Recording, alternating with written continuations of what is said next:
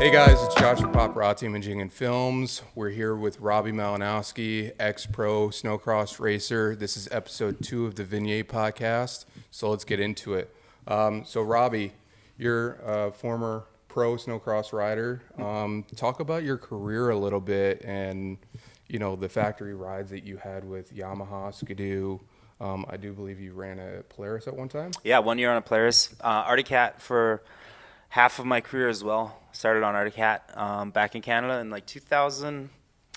Did my first race, and then just kind of slowly built from there. From Saskatchewan, came down to Fargo, did a national in 2001, and did pretty good. Got a podium, and then that kind of set the from there. We went from there as far as support. Next year got a little bit more help. Year after that, more help. Right. And then career kind of started. Very nice, very nice. So there was a point where you were on factory Yamaha. Yamaha was getting involved very heavily into the sport. I do believe it was 2006 it started. Yeah. They started getting involved. They were part of Boss Racing, is correct? Yep. And you were their main guy. Yeah, Yuji Nakazawa was my teammate, and then myself, yeah. Very nice. And I do believe you were the only guy to get an overall on a four-stroke. Is that right? Yes. Yeah, I'm the only one Nationals? still to this day that ever won on a four-stroke, which is kind of silly and whatever, but it is, something that no one else has done. So how was that experience getting a podium for Yamaha? And you did have a lot of podiums, your career, and a couple on Yamaha as well. So how did the factory Yamaha deal go for you? It was interesting. It was I just came off 2 championships on Arctic Cat, and it was kind of the team that I was with was just a mess. They were kind of going down, and they weren't paying their bills, and it was the classic story that you hear from so many teams that start up and shut down, and then went to the Yamaha deal, and then it was a weird pressure because it wasn't so much like a pressure, we got to go out and win, but that's how my mindset was. It was As a racer, and especially just at winning both championships. So it was tough to kind of take a back seat and do more of an R&D process, and that wasn't ideal, but it was still really cool. Met a lot of good people, still friends to this day from that 1 year, and it was Yamaha was a neat company for sure. And what was did they really want to? What was their drive after? Because you left after your first year with them, right? You went to Shearings. No, I stayed with Boss Racing. Okay. I was signed with Boss Racing, and then Boss actually moved away from the Yamaha thing. So it really wasn't up to me at all. It was Boss making the moves. And, we went to Skidoo. Okay. So it wasn't ideal. It was kind of messy. It wasn't a good deal at all, to be honest with you. And Skidoo had just came out with that new XP sled, which it looked like it was going to be really good, and then that thing turned out to be a lot of headaches as well. So, oh no, yeah, it was kind of just one bad step after another, and it was, kind of is what it is. I definitely have a unique career path, not normal from the most parts. But right? Yeah, it was good. Interesting. So then jumping onto the Skidoo, being back on a two-stroke, how was that transition? I'm sure 2 different torque. Platforms and being back on a two-stroke is probably... Yeah, I felt like instantly when I was going to go back to Skidoo and looking at how well it did in its prototype year, it was going to be awesome. Felt like I was just going to crush it, and then to find out the sled was really far from where it needed to be, that was a tough year. Really struggled with that year. I was a new dad at the time, right? And had all these changes happening, and it sucked. It wasn't enjoyable at all. Jeez, it sounds like like you had a lot going on. Oh yeah, way too much. Yeah. So your career in 08, 09, you had 2 podiums. Was that with Boss? Or? Yeah, that would be with Boss. Yeah. In 2009 and 10, you had 1 podium. 2010 and 11, you had 4 podiums, and then the list goes on. So going back, I was looking at the stats and podium overalls, like I said. It seemed like you being on the podium wasn't that consistent. Yeah, like it was a lot of up and downs like that year in '08. Ski-Doo really didn't get any podiums that year. It was a pretty sad year for them. And then, yeah, just kind of built through that. And then as I was really good at the start of my career, and I was really strong at the end of my career, but there was a big chunk in the middle that was a nightmare. And a little bit of that was the Yamaha program. A little bit of that was the startup with the Ski-Doo. And then that 1 year with Polaris in 2010 with Steve Shearing.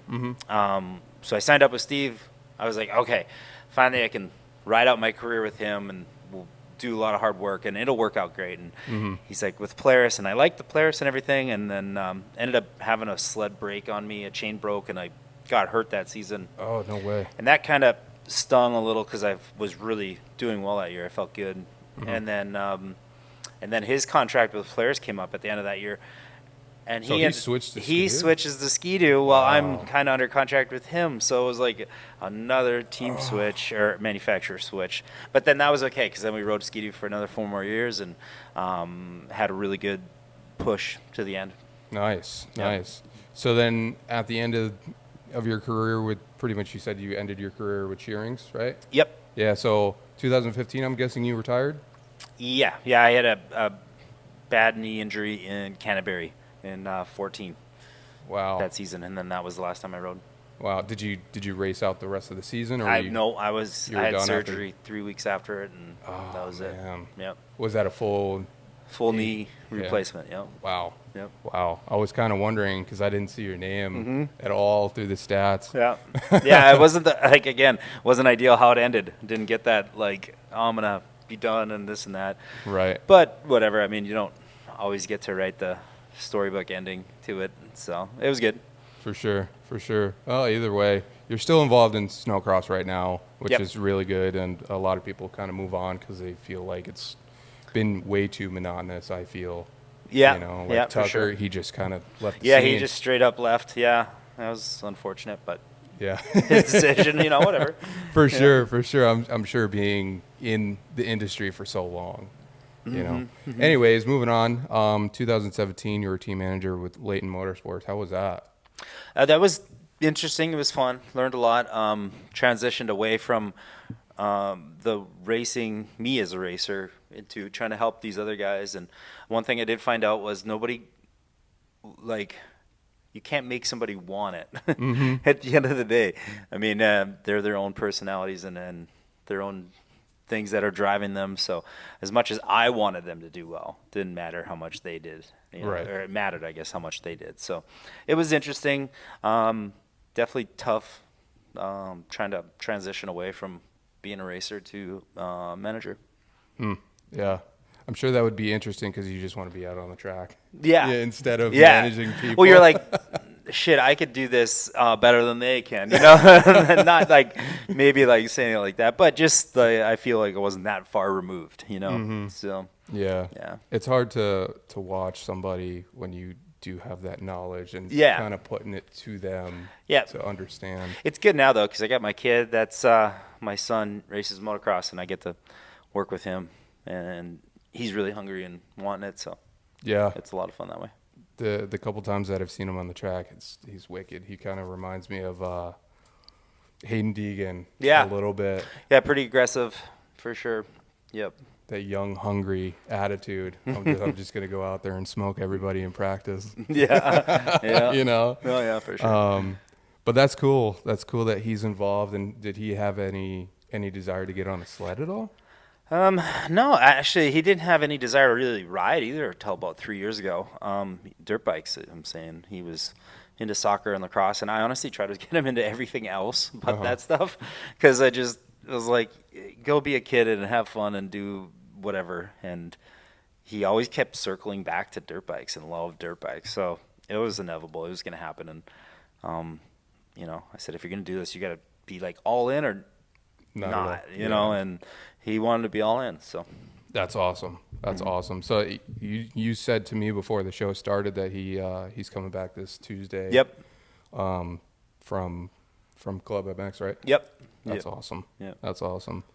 All right. So, end of 2017, getting back to snowcross. End of 2017, Leighton announced that they were closing their doors. Yeah. What was? I think, so Trevor Leighton had moved up to pro class. In my opinion, too early. He wasn't ready, but it didn't matter. They wanted that to go down the way it did. And then he had a couple good runs, but he kept getting hurt, had a lot of injuries. He wasn't, in my mind, fully developed as a racer yet.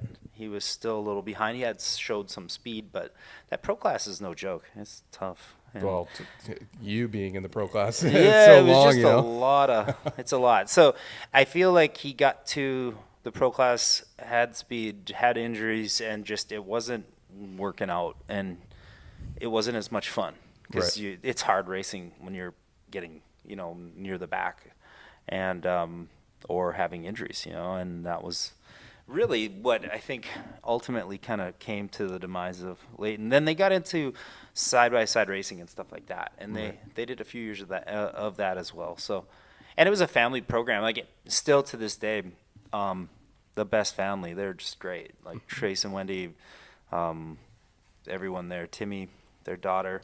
Good times. Awesome family to work with. Just good salt of the earth people. So yeah. Yeah, I always go back and watch that GoPro documentary that they shot. Yep. That's always like a piece that I go back because it's like.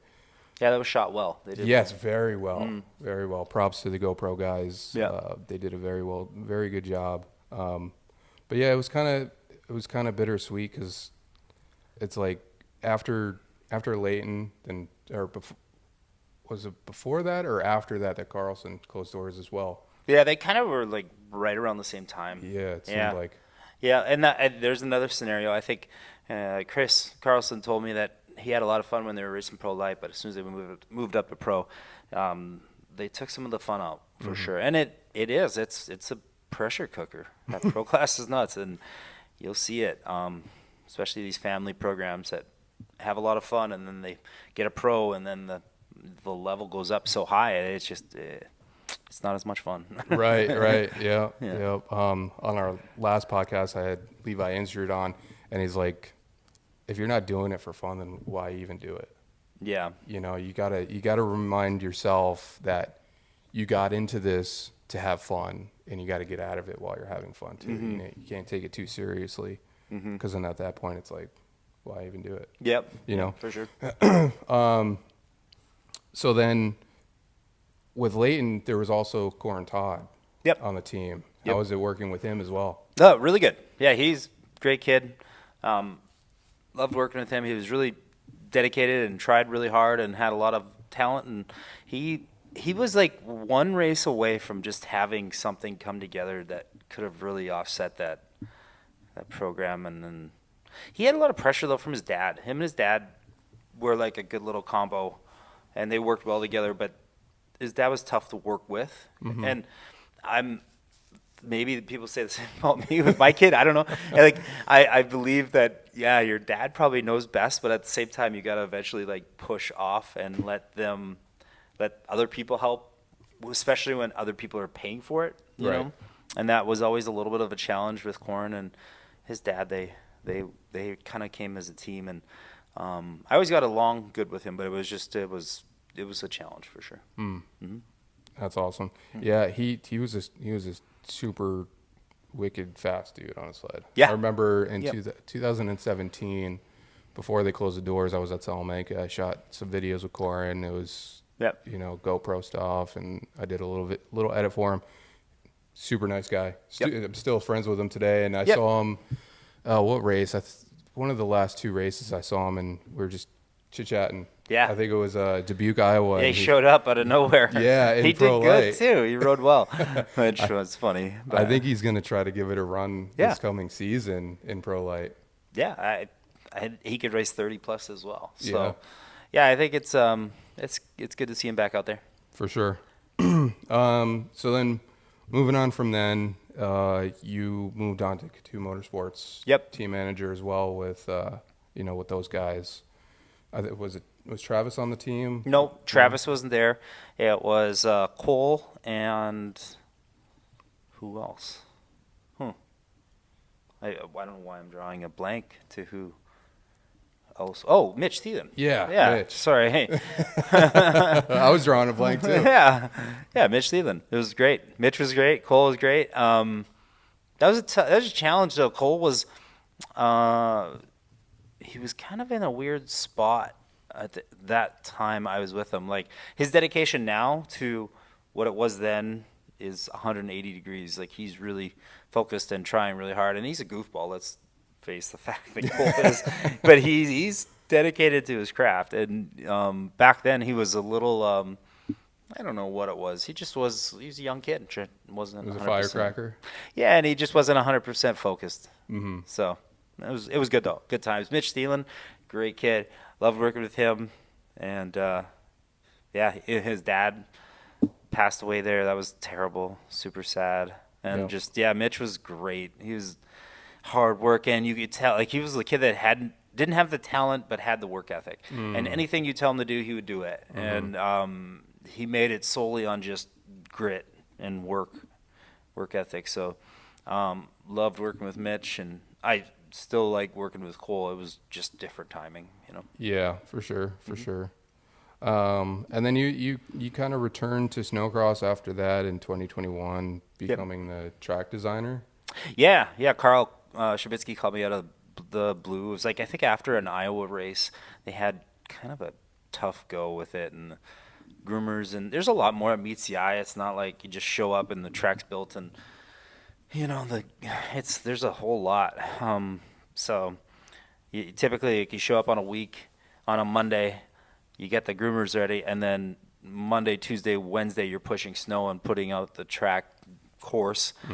And then there's, the promoter. There's so many things that are dictating where the track can go, where it can't go, how much snow you got, how much you got to move, how much snow you got to move, and right. Stuff like that. 'Cause sometimes they don't build all the snow where you want it. And then Thursday you got to kind of build the track, design it, and then Friday, Saturday you're racing, and so your weeks get to be a little crazy trying to get it all in. And then I guess where I'm going with this is you get this land that you can build this awesome track in, or this venue that you can build this awesome track, and you don't always get to put the track on that you want.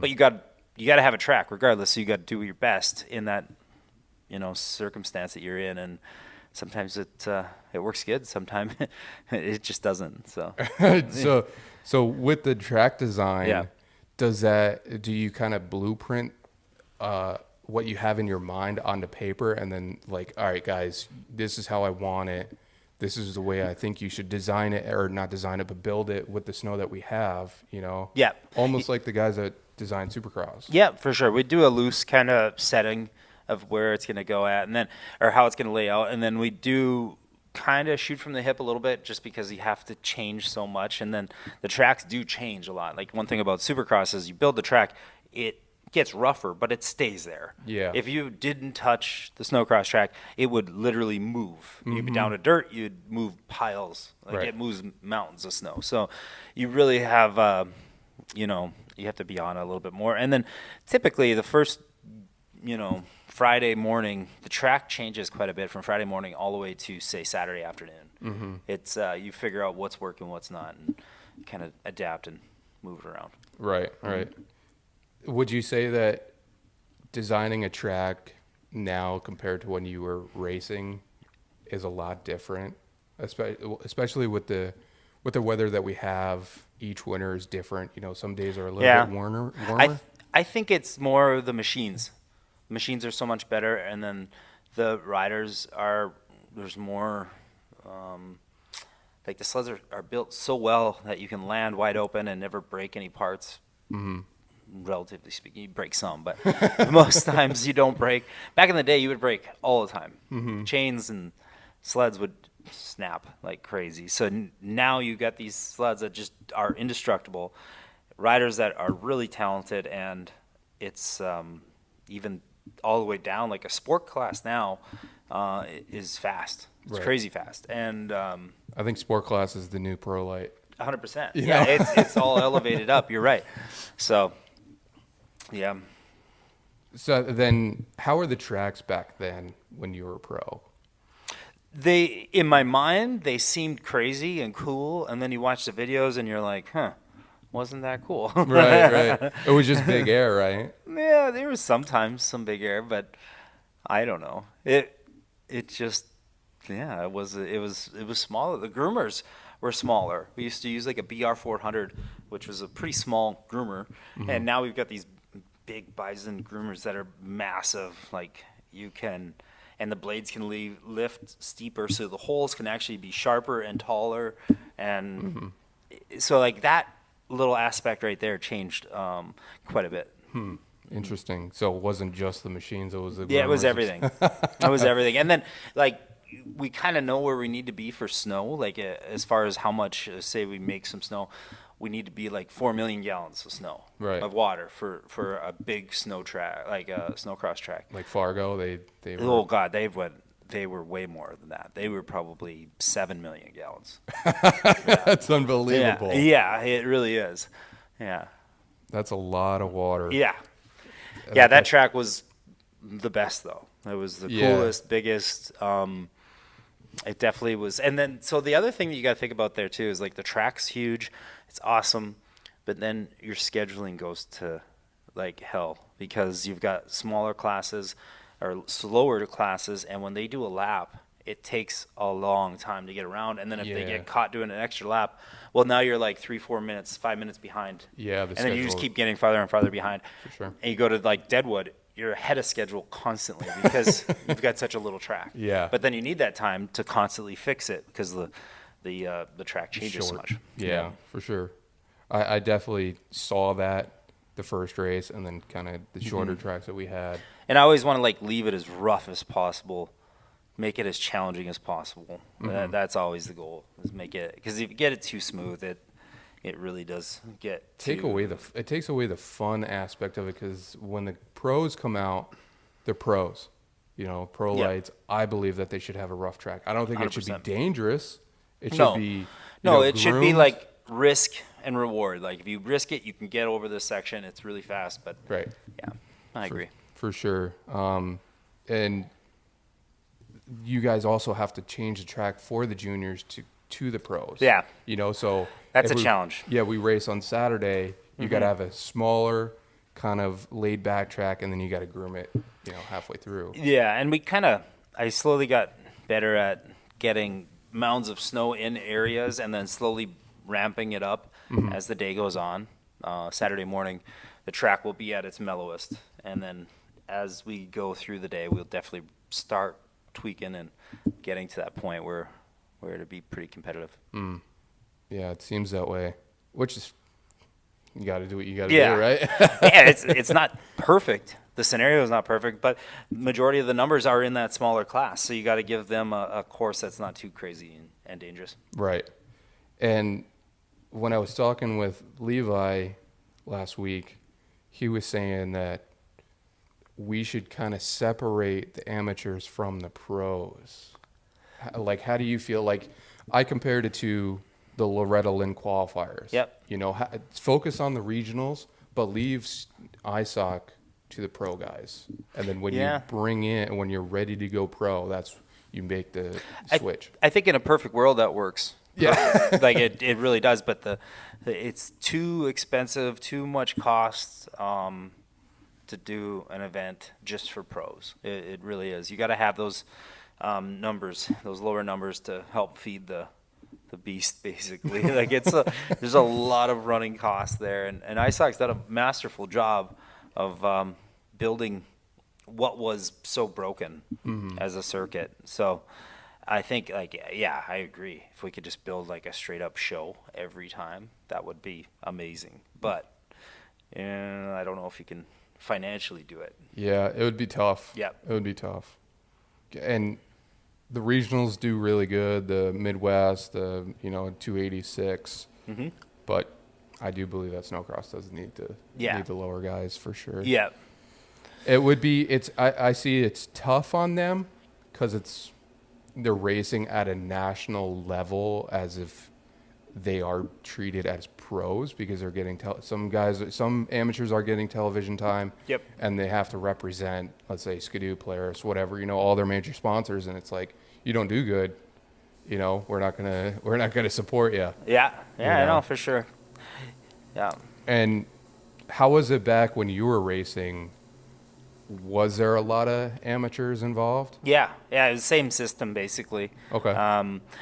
It was actually worse though, because you would have the pros you'd have qualifiers during the day, just like randomly. Okay. It wasn't really a scheduled thing. It was timed. No, it was a nightmare. So they had a big, huge microphone. It's like, you guys get ready now. Yeah, pretty much. It was really like that hill at Duluth. There'd be a lot more there was more riders, obviously, then, and there's more support from the manufacturers too. And yeah, it was crazy. It was chaotic. It wasn't like, I know we can always be better, and I'm not saying that this is the best it's ever been and it's never going to get any better, but I always like to tell people, man, this has gotten a lot better. Yeah. Because it really has. It was a disaster back in the day. Like, talk about a shit show. You got one there, man. But it was fun. It was what built the sport. Yeah. Yeah. You got to have a starting point at some point, right? Yeah, absolutely. And that was probably, snowcross was typically a sport would build into its biggest years. Snowcross started and just went right to the top. Like X Games and ESPN, and like had everything right away, and then it kind of went away, and then you know what I'm saying? Yeah. So it had a lot of money, a lot of things into it, and they didn't have the infrastructure to support it. And then 2008 rolls around, and you get a couple things like that happen, and yeah. That sucks. Yeah. It tanked everybody, I think. Yeah. Everybody in the world, it kind of sucked dry at some point. But would you say that you did say it's better now than it was before? So would you say that there's the same amount of money in the sport, or would you say that there's less? Because I look at it as like, back when you were pro, you guys were actually racing really, really hard, and you guys were pro athletes going for those wins, for those podiums, and the contingency. Yep. Do you feel same? Yeah, I feel like it's the same now. I think like if you were to break it down for dollars spent per rider, it's probably higher now. Okay. I don't know if the riders make more money though. I doubt that. But like, you'll spend a lot of money on a sport rider to win a sport championship than you ever did before. So the money's just kind of moved it around a little bit. Okay. And back in the day, you wouldn't invest hardly any money to win a sport title, where now it's a big deal. Okay. And do you see that there was more sponsors involved back then? Outside sponsors for sure. Yeah. Now there's more family money, family teams, programs. For sure. Like Flipsin and Yep. Like Katu, Layton's like two teams that I worked with, both family supported programs. Yep. And would you say that in order to grow the sport, that we would need more sponsors? Oh, it would definitely help. Yeah. I just don't know how you get it to I guess be like it was at that peak. Yeah, and I mean every sport's kind of going through that phase right now. I think a little bit. Our marketing is so different than it used to be. You used to have a Nielsen rating on TV. Well, that doesn't matter anymore because Instagram matters more, or stuff like that. So it's changed. Just as the sports have changed, the marketing has changed 100% with it. So I don't know. I'm not a specialist in that end of it at all. I have no clue.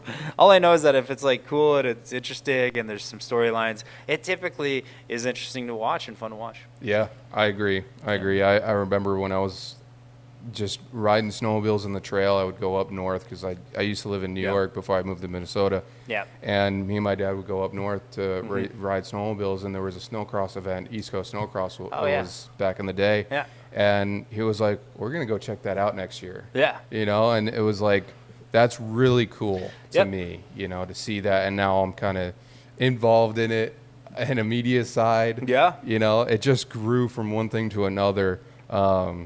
But yeah, social media, I do believe that's the one way to grow the sports.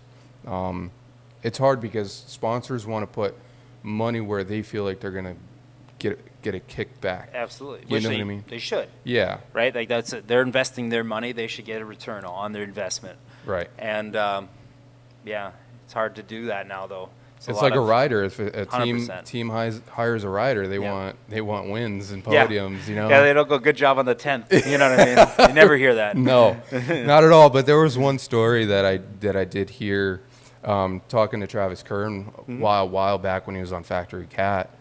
He was like, he was working with Fly Racing, and Trent Whitwer was with Fly at the time too, with Stud Boy, and Travis told me, he's like, I can't get this one thing, but Trent can, because Trent has so many more followers on Instagram and he's getting so many more interactions than me. And I'm like, well, then you got to do better than him, know, to get that helmet if you want it, 100%. And it's crazy that it's transitioned into that, but everything comes with evolution, right? It is what it is. Yes, figure it out. Yeah. Usually the top dogs figure it out and they make it happen. Yeah.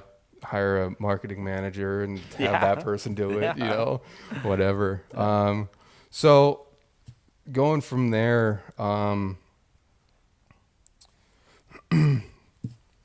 what is, it's kind of redundant because we kind of talked about it a little bit, but what was the racing like back then from now? Besides the family involvement. Now there's a lot more people, are like the riders, the top riders, they're a lot more buddy, where back in the day, everybody was more secluded. I was very much so, and definitely weren't buddies at all. We wanted, I didn't like Ross and Ross didn't like me. We don't know why we didn't like each other, but we didn't like each other. And then once we kind of got older and figured it out that it was all good, right? But yeah, everybody's a little bit more exposed. I think it hurt though, because I don't feel like we have any characters in snowcross right now. Like Elias is funny. He's getting better now than he's ever been. Mm-hmm. But I mean, he's at the end of his career. I don't know how many more years left he'll have. I mean, he's not that he's not good enough. He's damn good and still wins 5 everything. Right. But you got to imagine he's near the end of the career, not the start, right? Yeah. So you got like a Jordan LaBelle, in my eyes, is like the all-around package, except for the big one. He's really, really boring to listen to talk. And that's not a slam at him. He's got a language barrier. He's got a lot of things that he has to go on there. But if I was to ever say anything to help Jordan, I would be like, you got to get better on camera. Mm-hmm. That is your weakest. Your interviews, your camera shots, all that stuff has to get better. Mm-hmm. Interesting. Okay. Yeah, I feel the same way, that there people are becoming more personable in the sport, but there is no rivalries. Yeah. You know what I mean? I feel like I don't want to say the sport's not professional. It very well is, but I feel like the riders are getting away from that professional aspect of when you were racing with Ross, Tucker, all them guys, you go into your trailer, you wouldn't shake hands with the other guys that are on the different teams. Every mechanic in the pits is saying, hey, what's up? Who knows if they're swapping information? I don't think they are, but you know what I mean? It's getting more on a personal level and away from a professional level. I don't know. Back in the day, motocross was the same. They had huge rivalries, and they're now, it's all buddy. Tomac's sad because Webb got hurt, and it's like, I get it, but you just wouldn't see that back in the day. Right. Bradshaw would try to hurt, Matasevich, ghost his bike right into him, clean him out, because he hated him so bad. Right. Well, that just doesn't happen anymore. And, Yeah, it kind of is. It's evolved. It's changing. I don't know if it's for the better or not. But I still just there needs to be some characters. There needs to be some oddballs in there that make it entertaining. I think there's a lot of room for growth in that. The one person that I could see that is still staying that course is Daniel Benham. Yeah, I agree. Daniel's very secluded, sticks to himself. He's not very social on social media either. He's Yeah. very quiet. Yeah. I don't know. He's pretty vanilla too, though. He could jazz it up a little bit, I feel. Once you open him up. Yeah, I'm sure. Sure. I've been in that trailer. I've joked with him. I mean, that was my biggest regret when I was racing. I should have been more myself on the podium, and definitely throughout. I was always reserved, thinking, "Oh, I can't say anything because that's going to hurt me with the sponsor." And now looking at it now, sponsors, they just wanted you to be yourself, right? Putting this like persona on that you're just like such a polished, never say the F word type person. It just doesn't happen. So right, yeah, that's interesting. So there's things that I've seen that changed in the snowcross industry that I don't know if they're for the better or for the worse, or if they're just trying to, try different things. But a couple things that I do see that have changed from back when you raced and all, Tucker Hibbert, Johan Lidman and all that. They had the light beam. Oh, on the starting line? On the start. Yep. Why did they get rid of that? It was a issue with the cold weather. It would the exhaust would set it off constantly, and they couldn't get it consistent. So then they started like just cutting it and not having it on, and then still having the light and everything else, all the procedures there. And then the other problem is all three manufacturers had different heights of where, and then the snow's not like, you're not dealing with like a perfect paved area. So like snow would move a little bit depending on how they would groom it. And then the laser would be too high, too low. And it was taking way too much time to get everybody locked in, and then if somebody moved, like you would spend 10 minutes before they'd even start. And it was just a killer for live stream. Because anytime, you know how it is, anytime you have downtime in live stream, it's painful. Yeah, right. It's really, really painful. So that was the main reason for that to go away. Okay.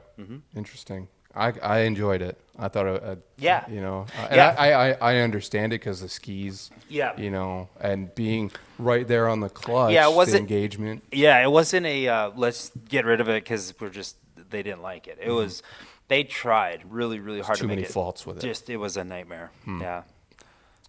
Okay. And then what about the pit area, mechanics area, with the pit boards and stuff like that? The liability. That was such a liability. Even when they brought in the long sticks to that helped. And that was, I think they're going to come back, though. I think they heard they're going to get rid of the radios to the riders. I'm not sure if that's 100%, but I know that was a topic of discussion. To me, that personally has wrecked it a little bit. The radios? Yep. Okay. You could watch riders find a line, and within 2 laps, every rider is on that fast line. Oh. And it just really made it less creative out there for and opportunities for people to pass. Yeah, because then the track gets one-lined, and it's It's hard to make a track. It's not very racy. Yeah. So hard. It's you got to find that perfect sweet spot too, because you don't want to groom too much, but then if you don't groom at all, and the sleds move so much snow, so you have to kind of get it just right. And typically the ones that suffer the most is the pro light class. Their final, the track's usually fixed up a little more, and it is just so that it falls into a perfect scenario for the pro class. Right. Yep. Interesting. So it would be like the 250s going out on Supercross. Yep. For their first heat. Yep, and the track is perfect. Yep. That's interesting. That's interesting. Yeah. So then, take on the pro mod class. Good, bad. You said before it was sleds were slower. I've heard that from Levi. Yeah, like the sleds are good now. Like they're the best they've ever been. The fastest, the biggest, heaviest. I don't know if that's a good thing or not, but they have gotten a lot bigger. You think back to like 440s and stuff like that, and those were tiny little toys compared to the sleds they're on now. Yeah, what were they, like 130 tracks? 121s. Yeah. Yeah, they were tiny. Yeah, they were tiny. And yeah, fuel injection, all that. Sleds are really, really good. Now, the only thing that sucks is, like, say, Arctic Cat right now is definitely behind and struggling, and they're stuck with the manufacturer doing whatever they have to do to them. So they're just falling farther behind. If somebody was, like, on an Arctic Cat and wanted to make some changes, if this was old rules, they could just change them and make those improvements and get themselves more competitive. So me personally, I like that. I like being able to tweak and tune and do stuff. But, you know, that's only one scenario. Out of a million. Yeah. Interesting. So what if you're involved with snowcross and you don't have to, put any rumors out there or whatever, but what if they did a pro limited class, pro mod limited class or something like that? Like you could do chassis adjustments, shocks, whatever, which is already done, but you could do that, or you could do like a semi-limited engine. Well, I don't think, I mean, I would be down for any of that. I'm not going to push back anytime you give teams more things to mess with. I think 9 times out of 10, and I'll say this consistently to people, is you'll work really, really hard and try to get your sled better. And if you make it 8% better, you're doing pretty good, because typically you're going to make yourself slower the more stuff you mess with. And True. It's really hard. It's really hard to get it better than what it is. Stock is really good nowadays. Back in the day, it used to not be like that. But you look at a snowcross sled or even a brand new 450. It's that 450 is really, really strong, and that race sled's really, really good. So. Okay. Okay. Another topic. The orange rule on the helmets and gear. I see that the rule is kind of being relaxed a little bit more. There's not a lot of gear out there with orange. Right. And they got rid of the orange on the helmet. Yep. What's your take on that? Yeah. Kind of a no-brainer, but at the same time, you got to see the politics behind it. It took forever. It's kind of an old-school rule. It's for oval racing.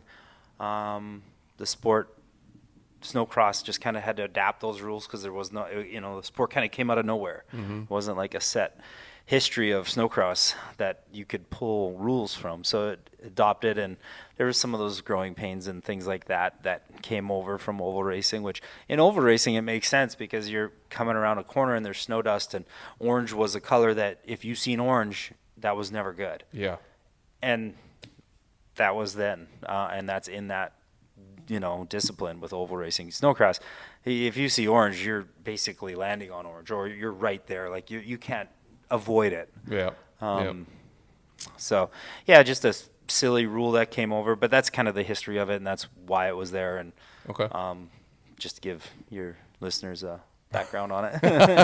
Yeah, because I didn't know. Yeah. I thought it was just like a safety procedure. No, because it is. It's a safety thing. But that's where it stemmed from, and that's where it came from, and that's where it's gonna eventually kind of make its way out of the sport. Interesting. Yeah. Okay. I feel that the gear companies are they kind of made their gear around orange, and I kind of like that because it brought more character to the gear companies. Sure. To be like, all right, you got to implement orange, but you also can do your design, but there needs to be what was it, like 36 inches or something? I'm not sure the rule on it, but yeah, it's sounds right. Yep. Yeah, there was a certain percentage that you had to have on your helmet and your gear. Yeah, if you look at all my helmets up there, they all have a pile of orange. Yeah, exactly. Exactly. Yeah. So that was a cool aspect, but having more freedom on that sort of stuff is cool. I like too. it better. Yeah. No, nevertheless, everything evolves. So last thing, or a couple things. Do you think that snowcross should have a media day like Supercross and motocross? Yeah, no, I think it would be great. I think it would be wise. I think it would be like going back to, and I was harping on LaBelle. That would be good for him to get a few more reps, more practice at it, get used to it, being himself, and I don't think it would hurt. I think that's a crucial part that gets left out, and I remember doing some training on that for interviews and stuff like that when I was younger. Back at Artie Cat, we would spend a little time with a radio, a lady that ran a radio station. So we got better with it, and I think it would be a huge help for sponsors, huge help, just kind of legitimize the sport a little bit more. Do you think it would hurt it too, because these riders need to come in an extra day, and that there's more time spent on, let's say, we do photos and videos of the pros on the track? I don't know. I don't think any time you're spending more time or more attention or media on the pros or pro lights or whoever, how is that ever a negative? Okay. I don't see it being negative. Okay. No. Some people might say it's negative. Well, yeah. Anybody like change? Anybody sees change, it's negative, right? Like Yeah. I don't know. You got to adapt. Yep.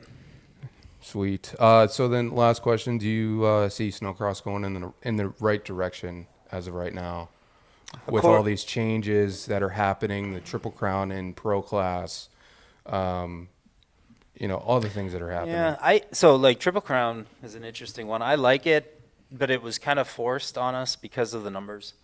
It wasn't like, oh, let's do a Triple Crown because it'd be cool. It was, let's do a Triple Crown because we only have 11 pros, or whatever, or 10 pros.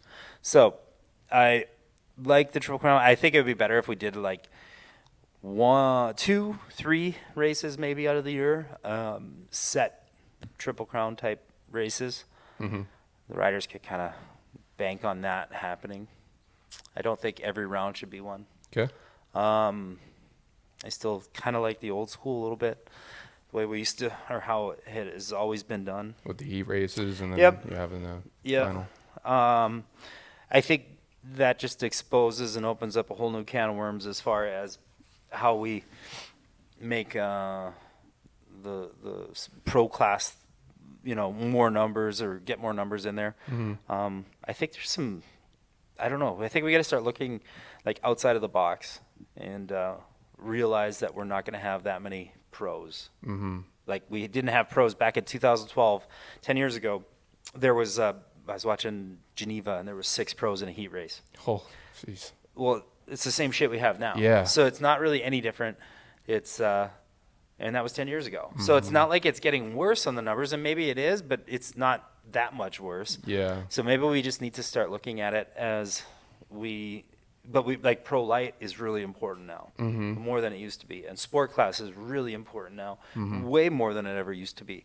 So maybe we need to like start pushing, or having those classes kind of come up through the folds, and maybe pro isn't just pro only. Like we got to have a and B final or something like that, just to give that sport or that class a little bit more numbers. And I'm just throwing ideas out there. I don't know what the scenario is, what's best, what's not.